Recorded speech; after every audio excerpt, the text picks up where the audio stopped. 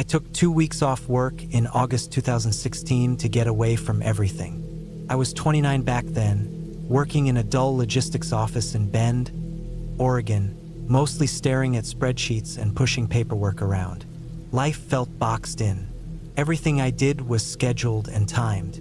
Wake up, gym, traffic, coffee, more traffic, work, traffic again, and then sleep. Over and over. I didn't even really tell anyone where I was going, except that I'd be off-grid and camping somewhere deep past Choco National Forest. That was on purpose. I needed silence, no phone signal, no people, no pressure. I packed up my truck with camping gear, food, water, my old .22 rifle, and a fishing rod. I wasn't trying to go primitive or anything. I still had good gear, tent, knife, tarp, power bank, compass, and a solid GPS. It was a warm, dry Thursday when I reached the area I'd picked out using satellite maps months earlier. It was a small clearing about 8 miles off any main trail, nestled next to a quiet bend in a shallow river. The only way to get close was to drive a narrow, badly rutted dirt road until it became impassable, and then hike the last 2 miles. I parked in the brush, took my gear, and set off. I reached the spot by mid-afternoon. It was perfect. The trees around it were mostly tall Douglas firs, with patches of younger saplings scattered near the water. The river was calm, barely waist-high at its deepest, clear enough to see the rounded stones at the bottom. No signs of people, no trash, no footprints, no old fire pits. Just untouched forest and the sound of insects buzzing. I pitched my tent with the river behind it and the thick trees to my front. Made a small fire pit, gathered wood, and set up a camp chair. The air smelled like dry pine needles and warm bark. That first night, I just sat there for hours doing nothing. No phone, no music, just the fire, the dark, and the endless stars. By day 3, I was completely settled. I'd gotten into a rhythm. Wake up, boil water for coffee, check the area, maybe fish, maybe hike deeper, then cook and relax by the fire. I saw deer, raccoons, hawks, and once what looked like a pine marten watching me from a branch. The rifle stayed untouched except for one morning when I fired a single shot at a floating can, just to test it. The sound cracked through the trees, echoed, and then silence again. I liked that silence, but on the 5th night, something shifted. It wasn't dramatic, not at first. I was falling asleep maybe around midnight. It was cooler that night, so I was zipped up in my sleeping bag inside the tent. No fire left burning. I had a small battery lantern hooked on the tent's inner loop, turned off. Everything was still. Then I heard it, a single snapping sound. Not close, maybe 20 yards out. Could have been a branch falling, a deer stepping wrong. I stayed quiet and still, just listening. Then, maybe a minute later, another snap. This one sounded intentional, the kind of break you hear when someone slowly steps on a dry stick. Again, not close, but not far either. I sat up slowly. My heartbeat was steady, but I felt my skin tighten, like my body was waking up faster than my brain. I didn't move or unzip anything. I just waited. A few more minutes passed. Nothing. Then something brushed the side of the tent. Not hard, not a full press, but just enough to make the fabric shift, like someone dragging fingers along the outside. I didn't breathe for what felt like a full minute. The wind hadn't picked up. I would have heard it in the trees. There were no low branches that close to the tent either. And it wasn't an animal sound. It was too slow, too quiet, deliberate. Still, I didn't move. I just sat there with my back against the inside wall, hands slowly sliding toward the knife I kept near my boots. I didn't want to make noise pulling the zipper down. Eventually, after maybe 10 more minutes, I heard nothing else. I didn't sleep that night. Morning came like a weight lifting off my chest. I crawled out, blinking in the early light. Everything looked normal. The dew on the grass was undisturbed. The trees didn't look shaken. I checked the tent's side. No marks, no rips, No sign of anything. I walked a wide circle around camp, looking at the dirt, the brush. I didn't find prints or broken twigs. Nothing. But that made it worse somehow. If I had found a raccoon track or even boot prints, I could have made sense of it. But there was just nothing. I told myself it was probably a dream. Maybe I twitched in my sleep and brushed the wall myself. Maybe a squirrel. Anything. I forced myself to relax.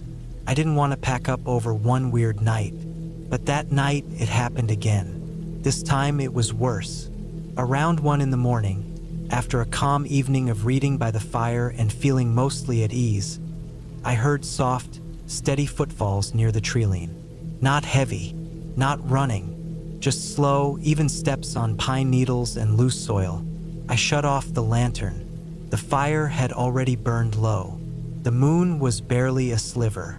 I crouched in my tent again, listening. The steps moved left to right, then stopped. Then another snapping sound. Closer this time. I waited. Suddenly, there was a loud, deliberate crunch, like someone had stomped directly on a dry branch about 10 feet from where I was. I couldn't see through the tent fabric, but I didn't need to. Something or someone was just outside. And then the worst part came. There was a sound, not a voice, not an animal. It was breathing, just long, steady breaths, right outside the tent wall. I could hear the air moving through their nose. It wasn't heavy or panicked, just controlled, calm, and close enough that I could tell they were standing still. I stayed frozen for maybe 20 minutes.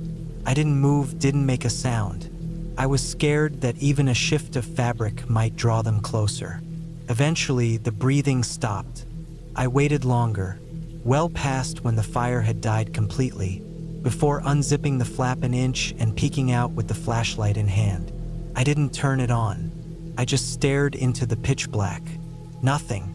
The woods were quiet. No footsteps walking away. No rustling. Just empty dark. The first light, I packed everything. I didn't even make coffee or break down the fire pit. I rolled up the tent, stuffed it in the pack without folding, and grabbed my rifle. I didn't even sling it. I kept it in my hands.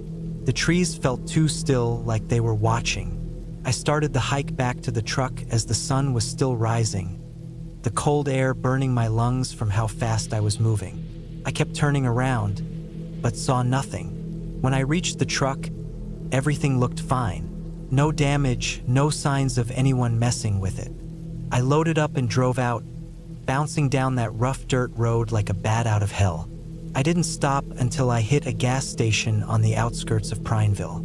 After filling up, I sat inside with a cup of coffee and watched the cars go by for almost an hour. It was like I needed to re-enter the world slowly, make sure things still worked the way I remembered. Back at home, I didn't tell anyone the full story. I said I cut the trip short because of bad weather, but I've never gone camping alone again. A few months later, I read about a missing hiker not far from where I had camped. A 34-year-old man from Redmond had gone off-grid for a solo trip and never came back. They found his car near a dry logging path, but never found his camp. Or him. They chalked it up to getting lost or a fall. Maybe it was.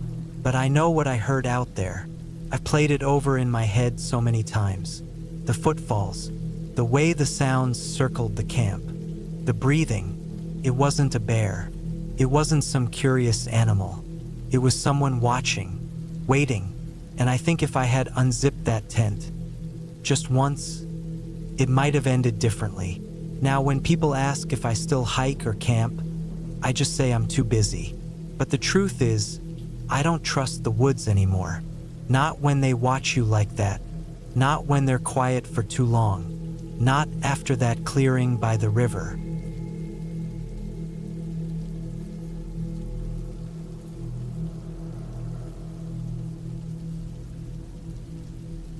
It was the summer of 2016, and I had just finished a long stretch of back-to-back shifts at a metalworking plant near Leeds.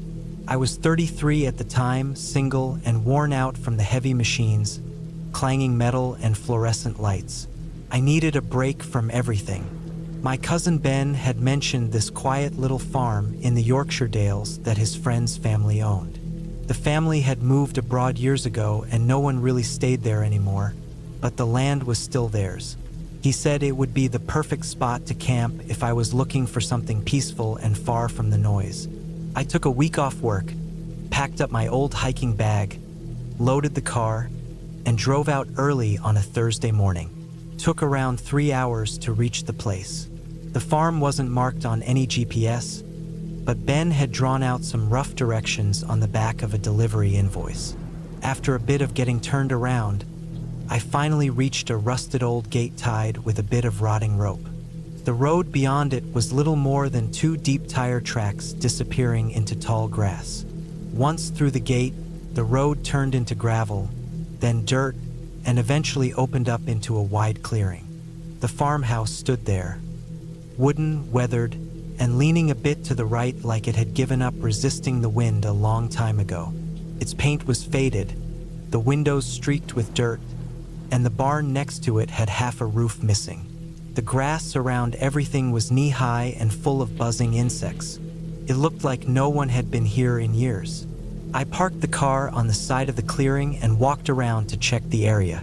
There was a pond out back, some rusting tractor parts near the shed, and a long stone wall that ran off toward the tree line.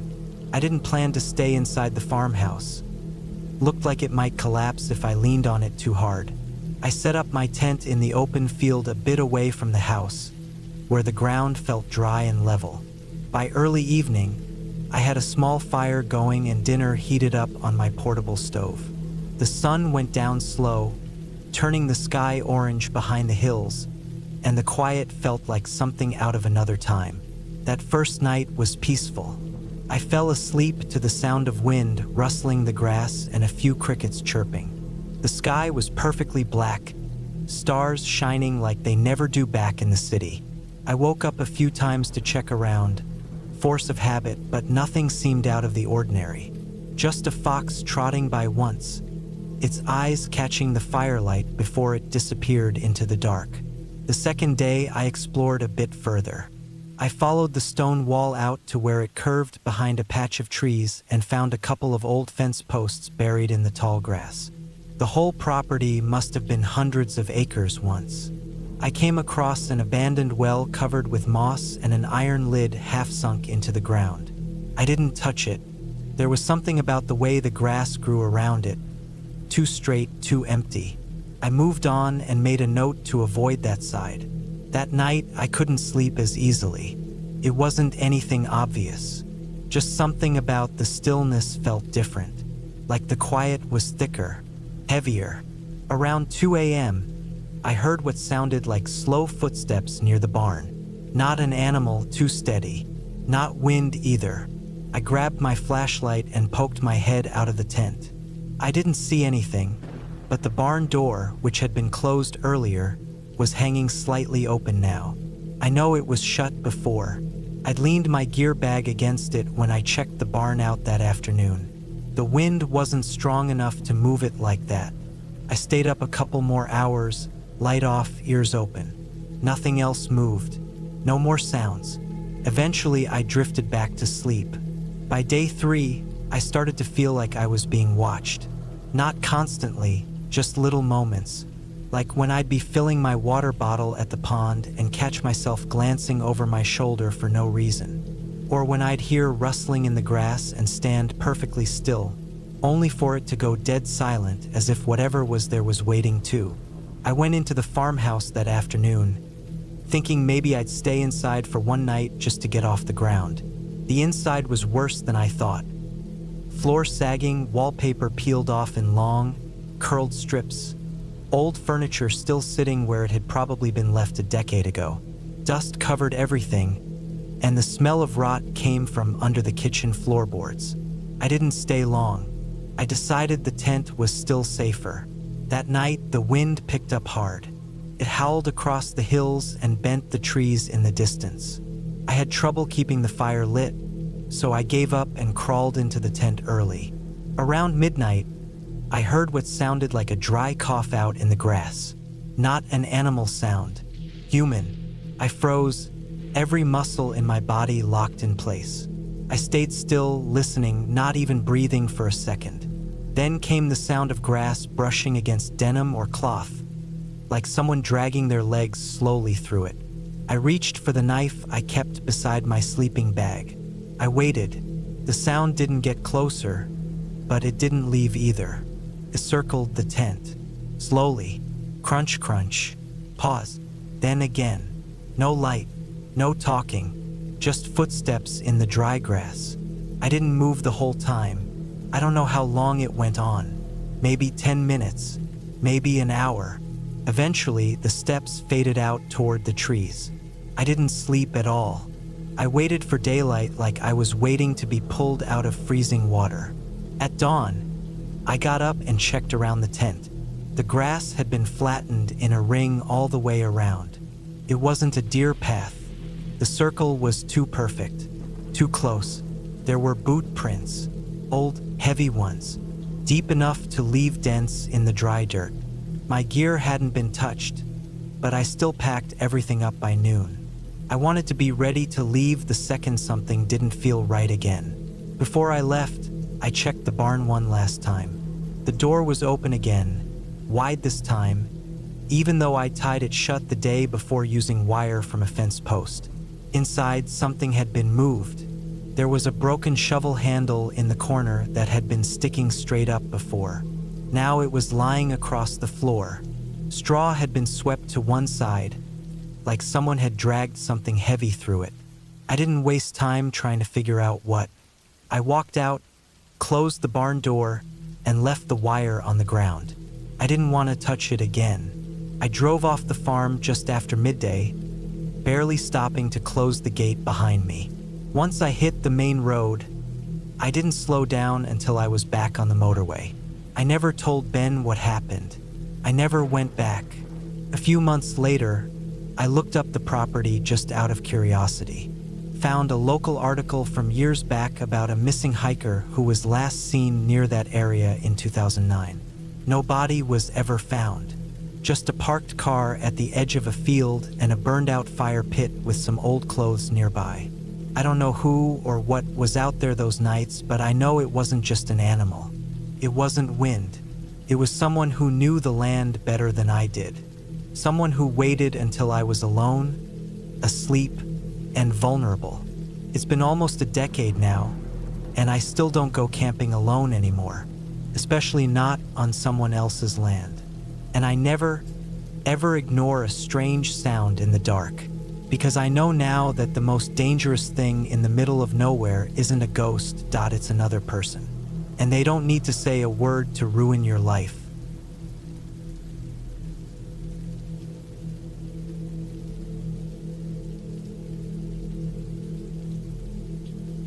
It was late August of 2013 when I went on that solo camping trip to the edge of Dartmoor in Devon. I was 29 at the time, living in Oxford, working long hours in a publishing office. I'd reached a point where the noise of everyday life was just too much. My head felt clogged with routine and fluorescent lights. So I took a week off work and planned a quiet escape down south. I didn't want a campsite packed with other tents, screaming kids, or camper vans. I wanted something rough, quiet, a bit off-grid. I found this tucked-away patch of forest land just on the eastern side of Dartmoor, about 3 miles from the nearest village. It was an area I had found mentioned briefly on a hiking forum. Someone had said it was perfect for wild camping. I pinned it on a map, packed up my kit, and drove down in my old Vauxhall Astra. The drive took nearly 5 hours, and I got there late in the afternoon. The roads narrowed the deeper I went, the hedges got taller, and I only passed a couple of other cars after a certain point. When I finally reached the track that led into the woods, I parked the car on a grass verge and walked in with my rucksack. It was damp but not muddy, the air thick with that mossy smell you only get in proper woodland. Everything around me was green and quiet. I walked maybe 20 minutes until I found a flat bit of ground that looked ideal. A A few trees surrounded it, with a small stream down a slope nearby. You couldn't hear anything but the breeze through the branches and the odd bird call. I set up my small one-man tent and laid out my sleeping mat and bag. I'd brought enough food for 3 days, mostly dehydrated meals and snacks. I had a small gas burner and a steel mug for making tea. My phone had no signal at all, but I wasn't too bothered. That was part of the appeal. The first night went by without anything odd happening. I slept lighter than usual, like I always do when I'm outside, but I felt fine. The forest creaked and groaned a bit during the night, but I expected that. A fox screamed around midnight, but that's nothing unusual if you've spent any time outdoors. I got up with the sunrise, made tea, and spent the day walking aimlessly through the woods, following deer tracks and sitting by the stream. It was sometime on the second day, early evening, when I saw him. I just finished boiling water for dinner when I noticed movement through the trees, off to my right, maybe 30 yards away. At first I thought it was a deer or a dog, but it wasn't. It was a man. He was walking slowly, not along a path, but directly through the undergrowth. I crouched down instinctively, just watching. He was tall, well over 6 feet, easily. He wore a dark jacket, jeans, and boots. His hair looked gray from a distance, and he moved like someone who wasn't in a rush at all. He wasn't looking around, just walking straight ahead, slightly hunched. He didn't have a backpack or anything with him. No walking stick, no dog, no gear. I stayed frozen, barely breathing, hidden behind a low bush and my tent. He didn't seem to notice me. He just walked past, eyes forward, heading deeper into the forest. I waited a good 15 minutes after he'd gone before I moved. It shook me up more than I expected. The whole reason I came out there was to be alone, and now there was some stranger wandering around the same woods without any sign he was camping. If he was hiking, he was seriously off course. If he was local, then why come all the way out here on foot without anything? And if he was like me, wild camping, where was his gear? I told myself I was just being dramatic, that maybe he lived nearby and just liked walking. But something about the way he moved unsettled me. He wasn't strolling. He wasn't hiking. He was just moving forward like someone going to a specific place, slowly but deliberately. I didn't sleep well that night. Every sound had me wide awake. I kept the torch close, though I didn't use it unless I had to. I kept the zipper of the tent only halfway shut so I could listen for footsteps or anything that didn't belong. The forest seemed louder, somehow. More alive. I didn't hear him again that night, but I woke up feeling like I hadn't slept at all. The next day, I debated packing up early, but I didn't. I told myself he was probably long gone, and I'd wasted fuel and time getting there. I didn't want to run just because I saw a strange man. Around noon, I walked up a ridge that gave me a better view of the woods around me. That's when I saw something that made my stomach turn.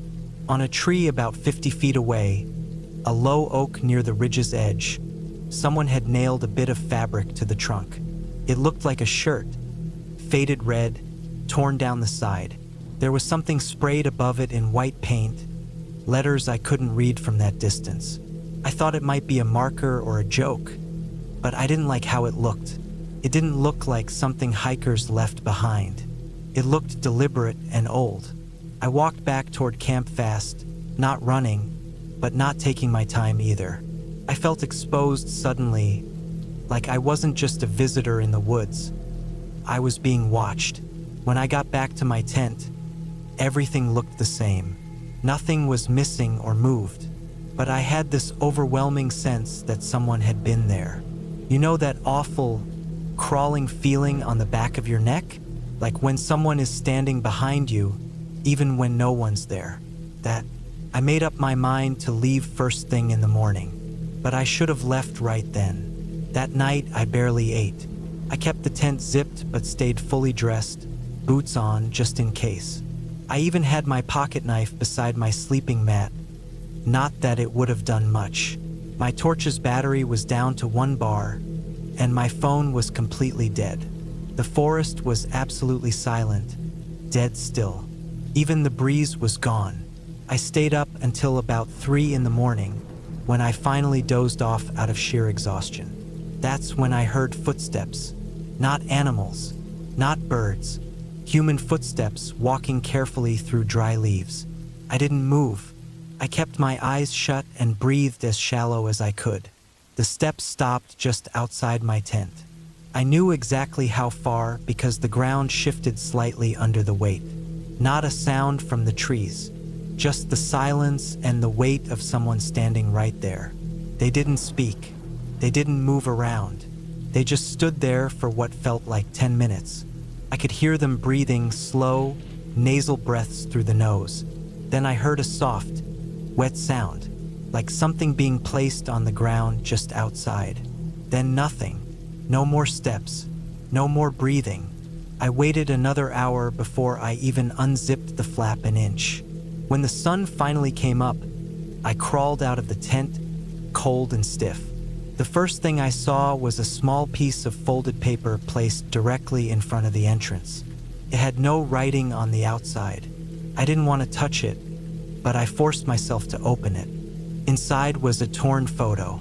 It looked like it was cut from a bigger image, grainy and old, probably from the 80s. It showed a man standing alone in a field, facing away from the camera, wearing the same kind of dark jacket I saw the man in 2 days before. Nothing else. No message. No threat. Just that.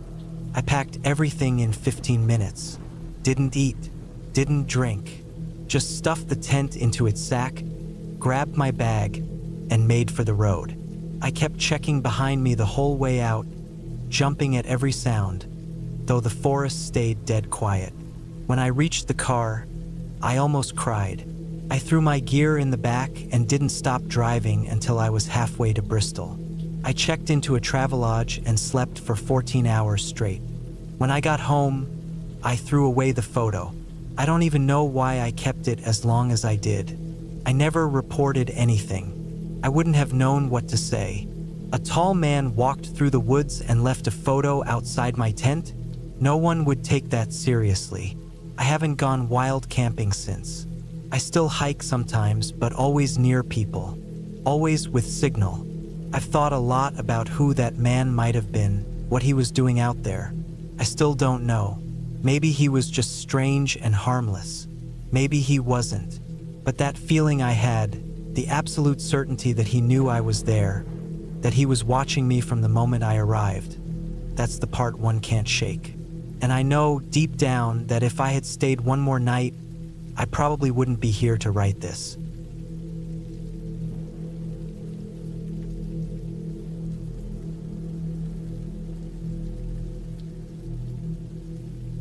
It was 2013 when I decided to head out alone for a weekend camping trip in northern Arizona, not too far from a place called Kaibab National Forest. I had just turned 31, and I'd been working construction jobs in Phoenix for almost 7 years straight. Life had started to feel tight, boxed in, loud, and I needed something quiet, something simple. I wasn't the kind of guy who liked beaches or cities. I liked woods, dirt, fire, cold air at night, and a place where I didn't have to hear another car engine or phone ringtone for a while. I packed light, just my old truck, a cooler of food, sleeping bag, a canvas tent I'd had since my 20s, and a rifle I kept mainly for comfort. I wasn't hunting. I didn't even bring ammo beyond a few rounds. It just felt better to have it. The area I was going to wasn't part of a campground. It was Forest Service land, legal to camp on, but wild and mostly empty. I had marked a small clearing near a dried-out riverbed on an old paper map. I'd found it on a hiking forum months ago, and the user said it was peaceful, out of the way, and hard to find. That's exactly what I wanted. The drive took longer than expected. The last 2 hours were all dirt road, the kind that rattles your truck and forces you to go 10 miles an hour so you don't crack something underneath. The sun had already dipped when I finally found a narrow trail that split off into the woods. I followed it for half a mile and parked where it opened up just a little.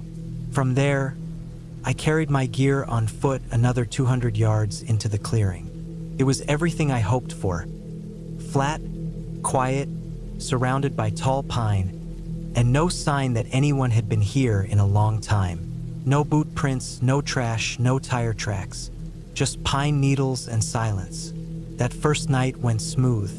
I set up the tent, got a small fire going, ate a cold sandwich, and sat on a log staring into the flames until I was too tired to stay awake. The air got cold fast once the sun vanished, and the stars came out in a way you never see back in the city. I crawled into my bag and listened to the wind run through the trees until I dozed off. I woke up in the middle of the night to a snapping sound. It wasn't loud, but it was close. A branch breaking. I lay there for a minute, barely breathing, trying to figure out if it was an animal or something else. Eventually, I convinced myself it was probably a deer stepping on a branch. I had food in the truck, but none in the tent. I wasn't too worried. I stayed still until I fell asleep again. In the morning, I checked around the tent just to be safe. Nothing strange, but I noticed something weird down near the old riverbed about 100 feet away. It looked like a pile of clothes from a distance. I figured it was just trash. Maybe something someone left behind years ago. I walked down to check it out and saw it was a blue flannel shirt and a torn pair of jeans. The shirt looked old, sun-bleached and partly buried under leaves and dirt. But what stood out was that the shirt was buttoned up like someone had been wearing it. The jeans were zipped. Both pieces of clothing were stiff from rain and dirt, but it almost looked like they'd been yanked off a body in one pull. I didn't see any bones or shoes or gear nearby. No backpack, no wallet, no reason for those clothes to be there. It bothered me. I stood there for a long time trying to make sense of it. Eventually, I went back to camp, packed my gear a little tighter, and dragged my cooler over to sit on. I didn't want to leave yet, but the weirdness sat with me. That whole day felt heavy. The forest seemed different, too still. I barely saw any animals, not even birds. I made a point to keep my rifle closer. Not loaded, but close. As the sun went down, the air shifted. It got colder earlier, and the wind didn't feel right. I can't explain it better than that. Just didn't feel right. I had trouble starting a fire because my lighter kept acting up, and when I finally got a flame going, the smoke didn't rise straight like it usually did. It curled and moved low, drifting like fog even though the air wasn't wet. When night hit, I sat on that same log, watching the woods like something was going to come out. I don't know why, just a feeling. And then I saw something move across the trees. Not directly in the firelight, but beyond it, out where it was dark. A shadow moving between trunks. At first I thought it was an animal, maybe a coyote or a bear, but it didn't move like that. It walked, upright, but slow, pausing like it was trying not to be seen. I held my breath and kept my eyes locked in that direction. After a minute, it disappeared behind the trees. I waited, heart pounding in my chest, rifle now in my hands. I didn't want to believe it was a person, but what else could it be? I told myself again and again that it had to be a trick of the firelight, maybe a deer stepping weird, but I couldn't shake it. When I finally crawled into my tent, I didn't sleep. I lay there gripping the rifle and listening. Every snap of a twig felt closer than the last. The wind outside brushed against the fabric of the tent in a way that made me flinch. Sometime after midnight, I heard footsteps. I'm not exaggerating. I heard slow, crunching footsteps circling the tent. Not animals scurrying, not rustling. Heavy steps, human steps. I didn't move. I didn't even breathe. My finger stayed on the trigger guard, not inside it, but close. The steps went around once, then faded. No light, no voice, just steps and then silence. I waited until first light to move. I didn't pack anything.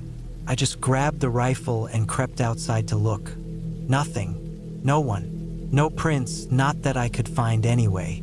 But near the fire pit, Someone had taken one of the long sticks I used to move wood and pushed it into the ashes like a stake. Not left lying around, driven into the center. I hadn't done that. That was it for me. I didn't pack the tent. I left it. I walked straight to the truck, tossing my bag into the bed and driving out the way I came. The sun wasn't even fully up yet.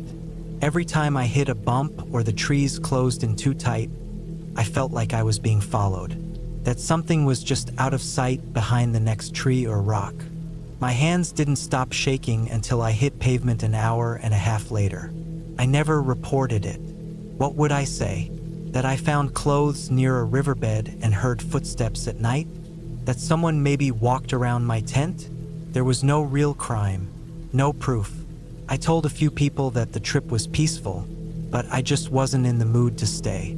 Left that part out. I never went back. I still camp, but I stay closer to known trails now. Near other people, near rangers. That trip changed something in me. I don't feel comfortable alone in the woods anymore. Not like I used to. Not after what I saw. Not after what I heard. Whatever was out there wasn't a ghost or some made-up monster. It was real. And the way it watched me, the way it moved, the way it left that stick standing in the fire like it wanted me to know it had been there. It was a person. A real person out in those woods. And I don't think they wanted to share the forest. They didn't speak. They didn't attack. But they let me know I wasn't alone. That was enough.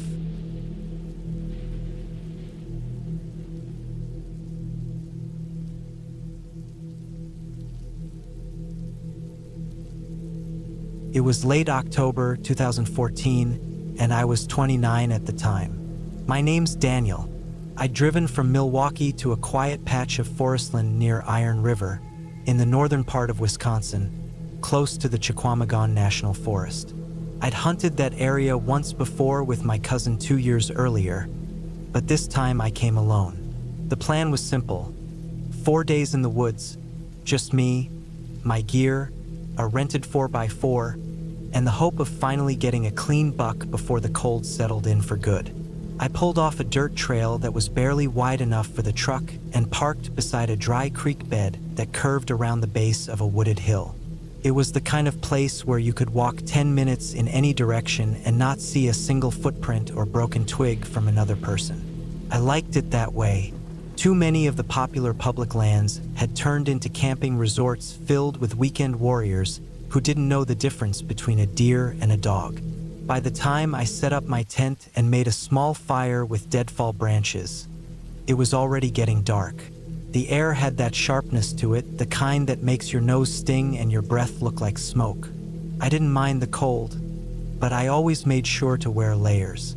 Thermal underwear, fleece-lined pants, a thick wool flannel under my hunting jacket.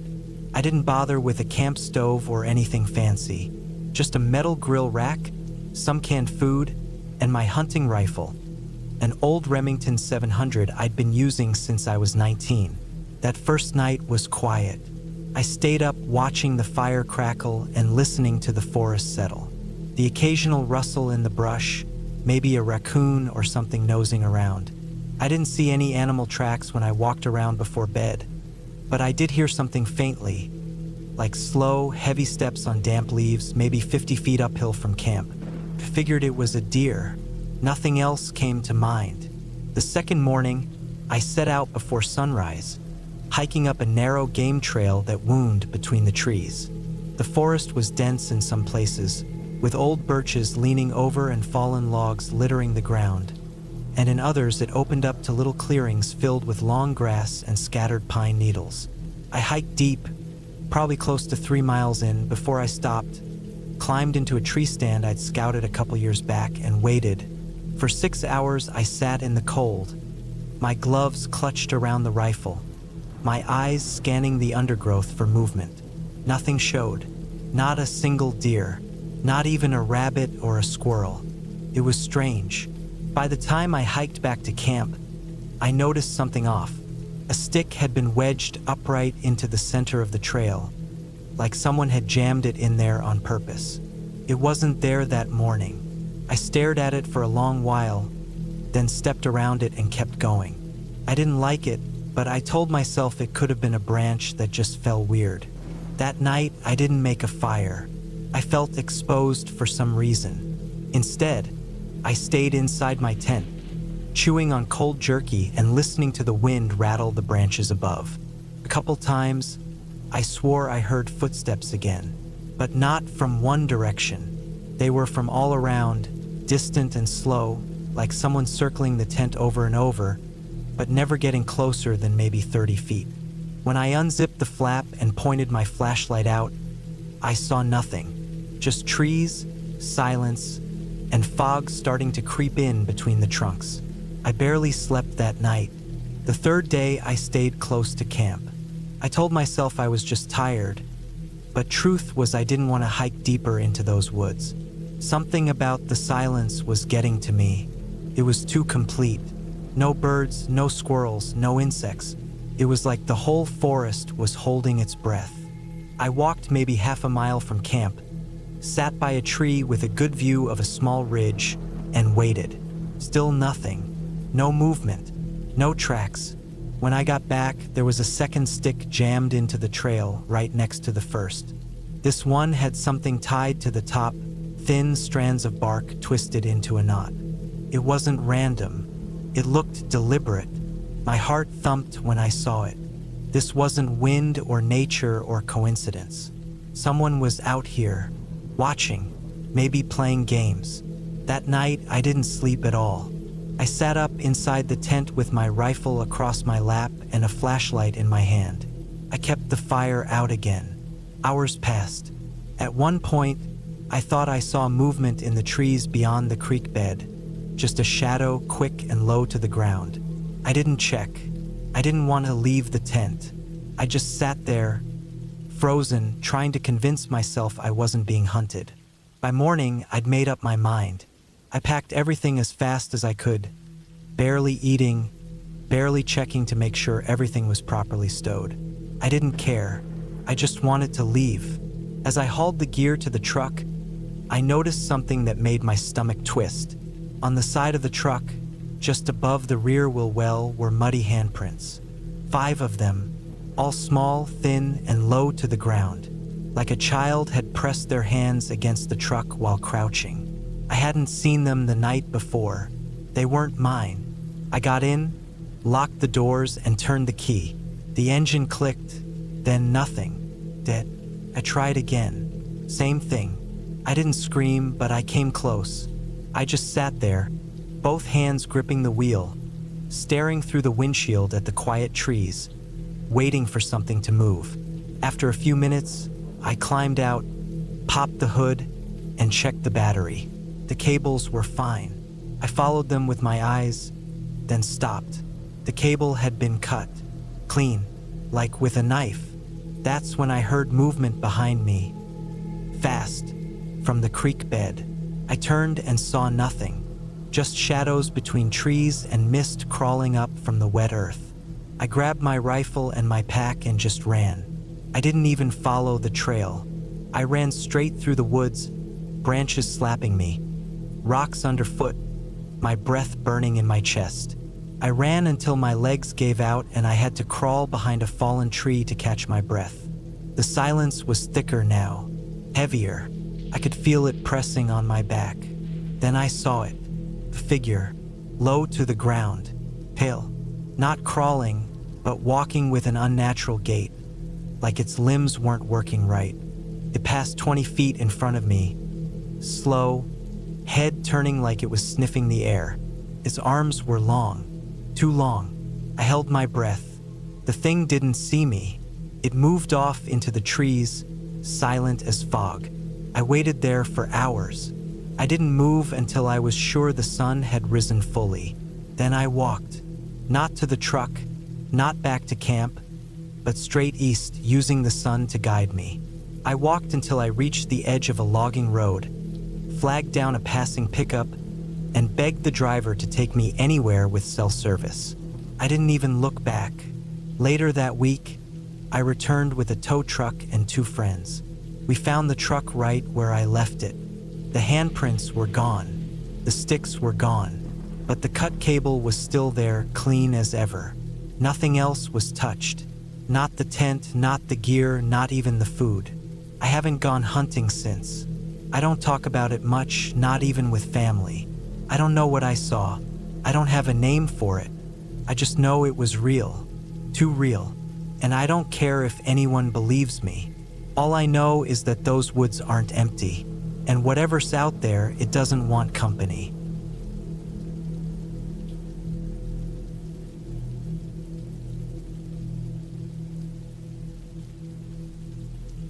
It was late September 2017 when I decided to go camping alone. I was 34 then, working as a mechanic in South Wales, and I'd been feeling burnt out. The idea of spending a weekend alone in nature, just me and my thoughts, felt like the kind of reset I needed. I didn't want a busy campsite with loud families or generators humming all night. I wanted somewhere isolated, quiet, real quiet. So I picked a spot in mid-Wales, near an old forest called Llywelyn Glass. It was about a 2-hour drive from my place. I had found it on a hiking forum. Some guy had mentioned it briefly in a long thread about off-the-grid camping. It wasn't on any official campsite lists. No signs, no marked paths, just old trails and thick trees. Exactly what I wanted.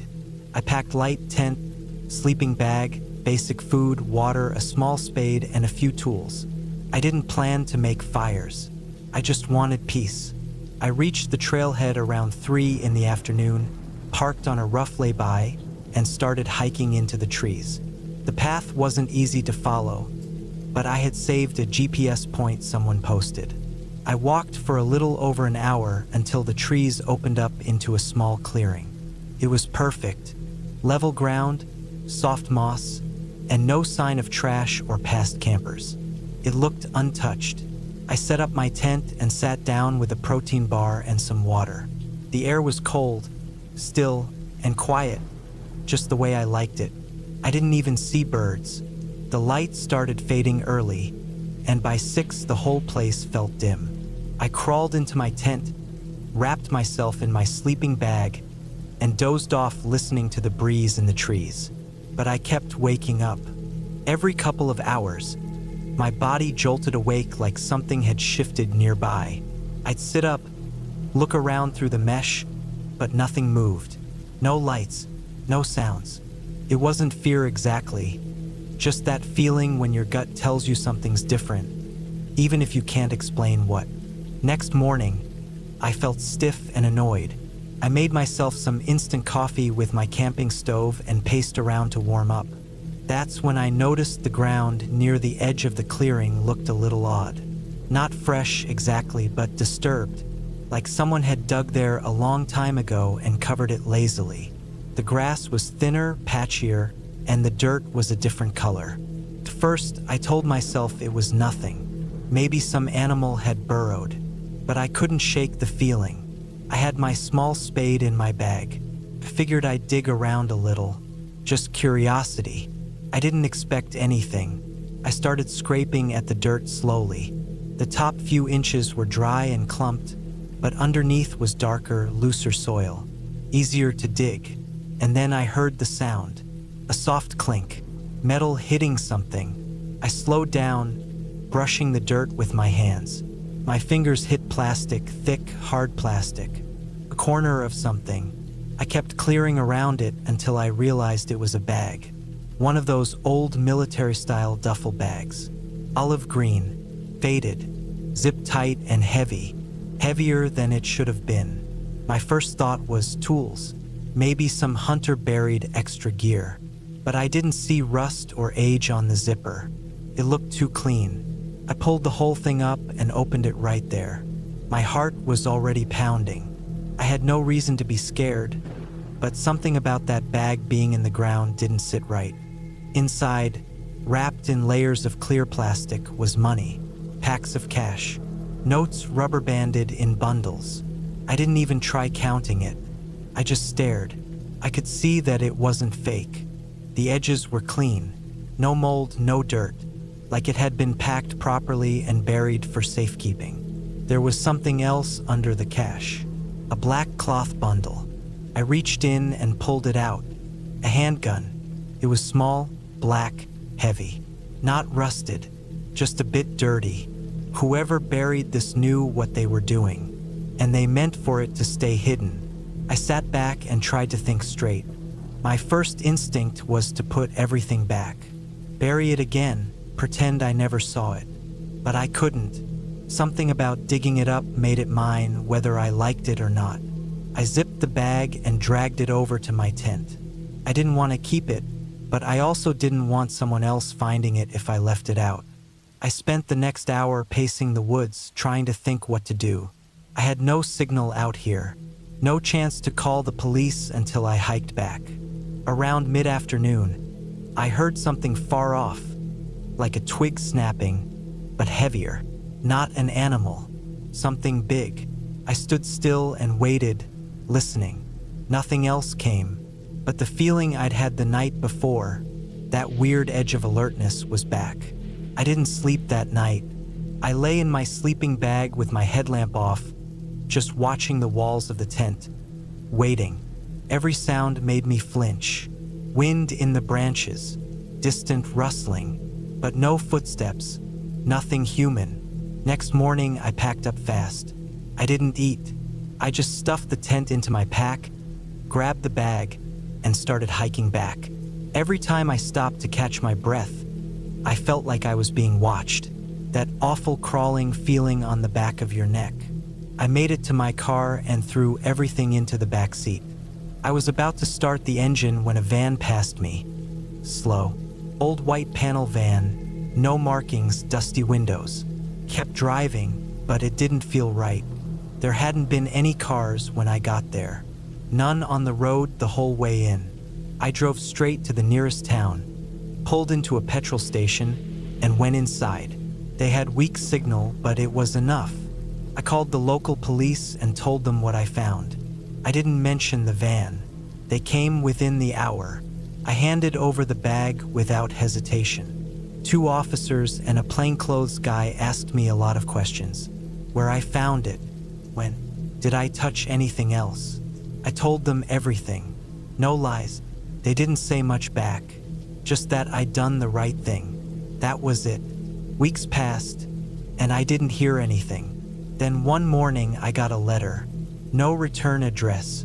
Inside was a single sheet of paper. Printed. No signature.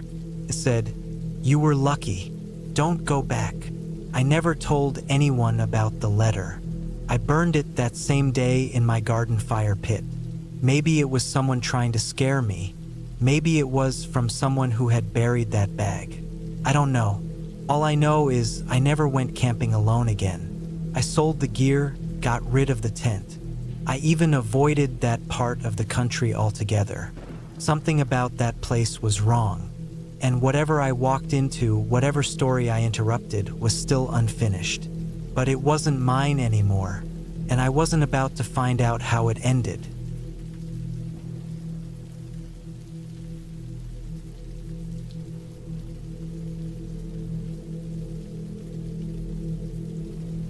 It was the summer of 2019, and I had taken a short break from work to clear my head. I was 32 then, working construction jobs in Oxfordshire, and the noise of the city had started to get under my skin. I needed to get out, not to a hotel or some resort, but really out. Off-grid, no signal, no people. I'd done some camping growing up, but nothing too serious. Still, I figured I knew enough to get by. I decided to go up to Northumberland, near the Cheviot Hills. There's a place out there near the border that I found on an old hiking forum. No facilities, no campsites, just deep forest and stretches of quiet. The directions were vague, but I pieced them together with some maps and GPS. It looked like there were a few logging roads and overgrown paths leading into the forest. It was exactly what I was looking for. I packed light, one-man tent, sleeping bag, 2 knives, a basic axe, food, water, and a cheap radio. I had my boots, wool socks, thermals, and a pair of binoculars. I planned to spend 3 nights out there, just walking, camping, and resetting my head. I left my car down a muddy path about 5 miles from where I intended to set up. I didn't want anyone to stumble on it and figure I was nearby. I hiked with everything strapped to my back and followed the tree line up through a narrowing trail that looked like it hadn't been walked in years. Trees hung low. There were long ferns brushing at my knees. The further in I went, the quieter it got. It wasn't peaceful silence either. It was that thick, dead silence you get in places that don't see people. By mid-afternoon, I found a small, flat clearing near a slow-moving stream. It wasn't on any trail maps, and the trees blocked most of the sky, which made it feel like the place had been sealed away. I set up my tent off-center near a few heavy stones and built a fire pit. I got water from the stream, filtered it, and heated some beans while the woods closed in. That first night was uneventful, but I noticed something strange just before going to sleep. I always clear a perimeter when I camp. I like to mark trees with small cuts so I know my bearings. When I walked out around the tent that night, maybe 20 meters out, I found an old footprint. It was deep, not recent, but preserved well. It wasn't a boot. It looked almost barefoot, wide and long, but the strange part was that it had an odd curve, like the toes weren't quite where they should be. I figured it was a trick of the soil and light. Still, I didn't sleep well. The second day, I did some scouting and went deeper into the trees. The hills around the area made for difficult walking, and everything was slick with moss. I didn't see any animals, not even birds. There were bones, though, scattered near trees, sometimes in piles. Little ones like rabbit or squirrel, all clean. Some looked too clean. Around noon, I heard something move just up the ridge. I froze and waited. Whatever it was didn't come close, but I heard it for a few minutes, heavy steps, slow, then fast, then nothing. Could have been a deer, I told myself, even though it sounded like it was on 2 feet. That evening, I built the fire earlier and sharpened my axe blade out of habit. It got cold quickly, and I kept my jacket on even near the flames. Just before it got dark, I saw movement near the edge of the tree line, maybe 30 meters away. I stood still, holding the axe low, watching carefully. It wasn't a person. It was tall and thin, but its shoulders were too low, like they sagged unnaturally. I could see it for just a moment between the trees. It didn't come forward. It stood there for a few seconds, then slipped back behind the trees again. I didn't sleep that night. I kept the fire going as long as I could and sat with my back against the tent, listening. I kept hearing sounds, cracking branches, rustling, and once a soft knock, like something tapping wood, came from different directions. I couldn't tell how far.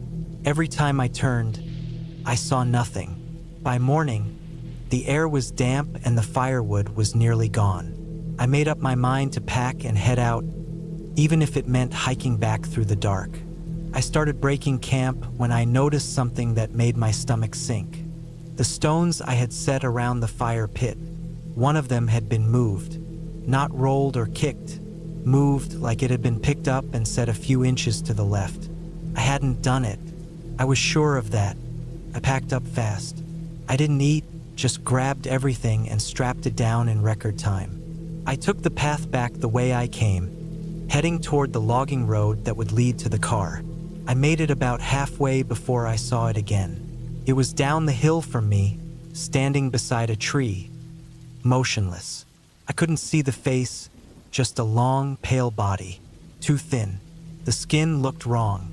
Not like skin, more like something stretched and dry. It looked human at a glance, but everything was off. The arms were too long. The head tilted in a way that didn't look right. It didn't run, it didn't growl or scream. It just watched. I kept walking, trying not to react. I didn't look at it again. I just walked, slower than I wanted, but steady. The air felt heavy, like I was dragging myself through it. After a while, I stopped hearing birds again. No wind, no insects. When I got back to the car, I was sweating through my clothes. I tossed my gear into the back and didn't even check my map. I just started driving. The dirt road out was rough, but I didn't care if the car bottomed out. I just needed to get away from those woods. Back at home, I didn't tell anyone. Not really. I cleaned the gear, boxed up the tent, and told myself I wouldn't be going back. That night, I looked up animal tracks online, trying to make sense of that print I saw. I couldn't find anything that matched. But that wasn't the thing that really got to me. What bothered me most was something I remembered later. Not at the time, but the next night. I was lying in bed, thinking about how quiet the woods had been, and I realized something was wrong with what I'd seen. That figure, the one standing near the tree, when it turned its head toward me, it didn't make a sound. It didn't breathe. It didn't rustle the grass. It didn't blink. It was dead silent even when it moved, even when it stepped forward just a little. And that's the part one can't stop thinking about. Not that I saw it, but that it saw me and it didn't care if I knew it was there. Like it wasn't trying to hide. Like it wanted me to leave. And I think that's the only reason I made it out.